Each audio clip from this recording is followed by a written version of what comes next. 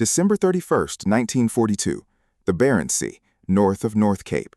In the 2.5 hours of gray Arctic twilight that pass for daylight at this latitude in midwinter, a British destroyer of 1,610 tons and four 4.7-inch guns turns to face a German heavy cruiser 9 times her displacement, carrying 8 8-inch guns that outrange her by miles, while a second German raider with 11-inch guns closes from the south. HMS Onslow, leading 3 sister destroyers, is standing between this force and 14 merchant ships loaded with tanks and aircraft bound for Russia. Visibility in this latitude and season runs to barely 10 miles even at midday, and snow squalls can close it to 1 or 2, conditions under which the heavier ship's superior range counts for almost nothing. By the time the guns fall silent that afternoon, every one of those 14 ships will reach port. The German force will have sunk 1 British destroyer and 1 minesweeper and lost a destroyer of its own. And within a week, the man who built the German Navy will be sacked, and Adolf Hitler will come within a signature of scrapping every capital ship the Kriegsmarine has left.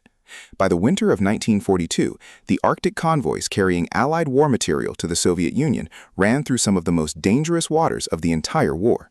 German battleships, heavy cruisers, and U-boats based in occupied Norway sat directly across the route to Murmansk and Archangel, and the memory of convoy PQ-17, scattered by a false alarm about the battleship Tirpitz that July, and torn apart afterward by aircraft and U-boats, with the loss of 24 of 35 merchant ships, hung over every subsequent operation. Convoy JW-51B sailed from Loch Ewe on December 22, 1942. 14 merchant ships carrying roughly 200 tanks, over 2,000 vehicles, more than 100 aircraft, and tens of thousands of tons of fuel and other supplies. Her close escort, under Captain Robert Sherbrooke, aboard the destroyer HMS Onslow, consisted of 5 further destroyers, 2 corvettes, a minesweeper, and 2 trawlers.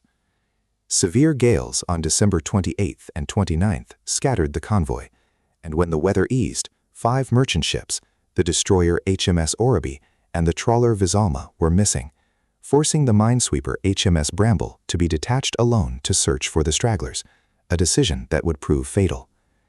Distant cover was provided separately by the cruisers HMS Sheffield and Jamaica under Rear Admiral Robert Burnett, with the battleship HMS Anson further back still.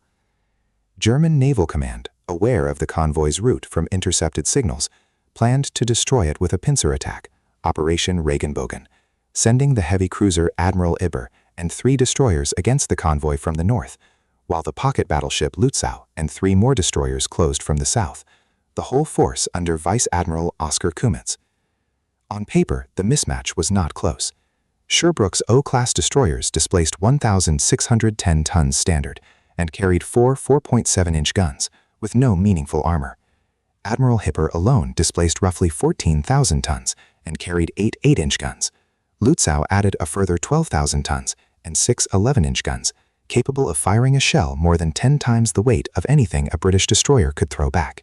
Naval planners on both sides would have agreed, if asked in the abstract, that light destroyers had no business standing between a force like this and its target.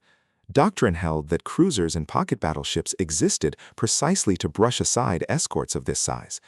Even Berlin did not entirely trust its own heavier ships to finish the job.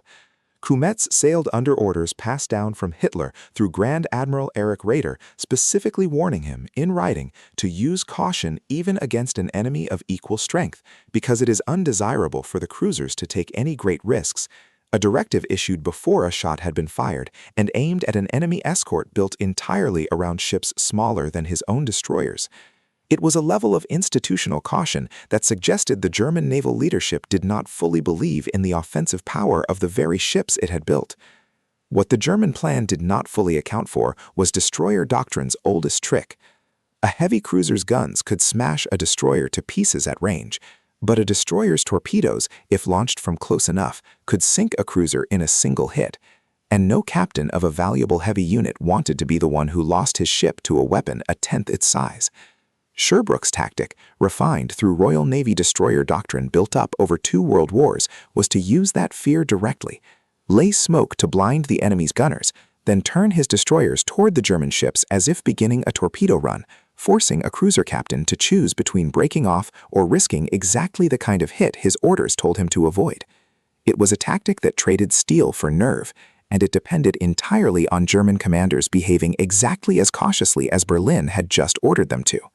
The action opened at 8:30 with the first gray Arctic twilight, and at 9:30, unidentified destroyers opened fire on HMS Obdurate at a range of 4 miles.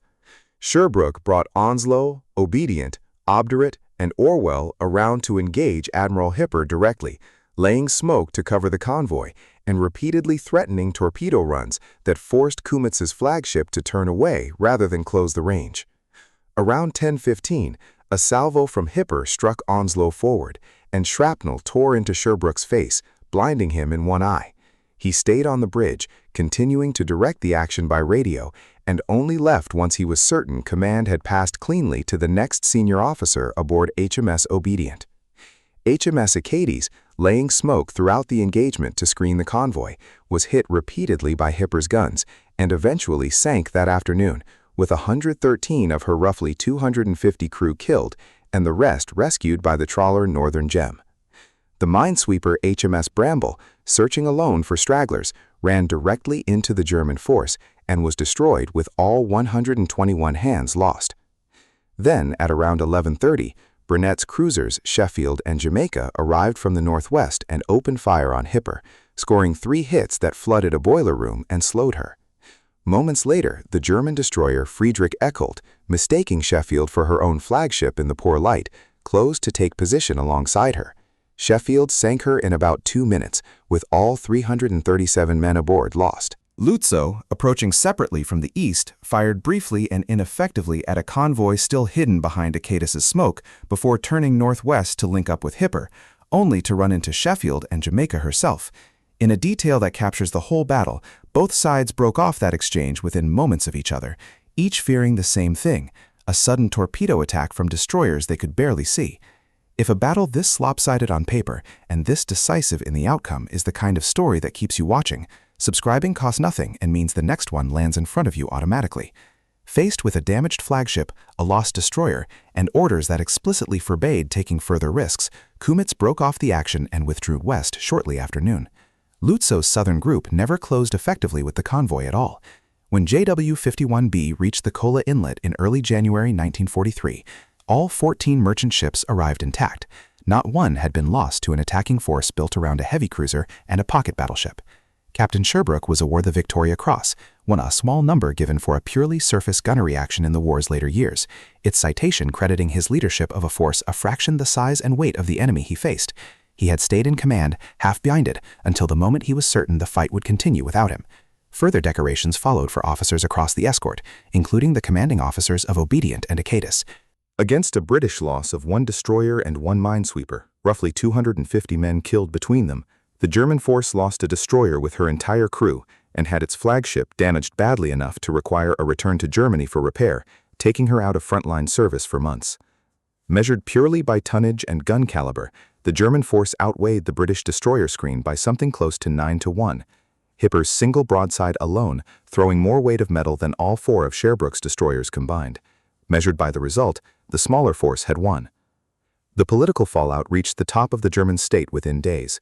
When Hitler learned that his surface raiders had been driven off by a scratch destroyer escort without sinking a single merchant ship, he summoned Raeder and subjected him to a tirade lasting roughly 90 minutes, denouncing the entire surface fleet as a waste of steel and manpower and announcing his irrevocable decision to scrap the Kriegsmarine's remaining capital ships, melting down their guns for coastal defense and reassigning their crews to U-boats and the infantry. Raeder resigned days later and was replaced as Commander-in-Chief by Grand Admiral Karl Dönitz, the U-boat commander, who spent his first weeks in the post talking Hitler back from wholesale scrapping by arguing that even an inactive fleet in Norway tied down British ships that would otherwise hunt U-boats or reinforce the Pacific. German naval strategy for the remainder of the war shifted decisively toward the submarine campaign, and the surface fleet that had once threatened to overwhelm Arctic convoys outright never again mounted an operation on the scale of Regenbogen. Hipper herself, patched up after the battle, saw almost no further active service and spent much of the rest of the war laid up in port, effectively removed from the conflict by a force 1/9 her weight. None of what happened in the Barents Sea that day was written into anyone's specification sheet. On paper, Onslow and her sister ships were 1,610-ton escorts with no business engaging an 8-inch gunned cruiser, let alone a force that also included an 11-inch gunned pocket battleship. What the specifications could not measure was a destroyer captain willing to bluff a torpedo run he could not necessarily complete, a smokescreen thick enough to buy a convoy time, and an enemy fleet operating under orders so cautious that even a genuine threat was treated as a reason to withdraw. The German ships that turned for home that afternoon were, gun for gun and ton for ton, overwhelmingly superior to the force that had stopped them. What decided the Battle of the Barents Sea was not what either side had built, but what one side was willing to risk, and the other was ordered not to.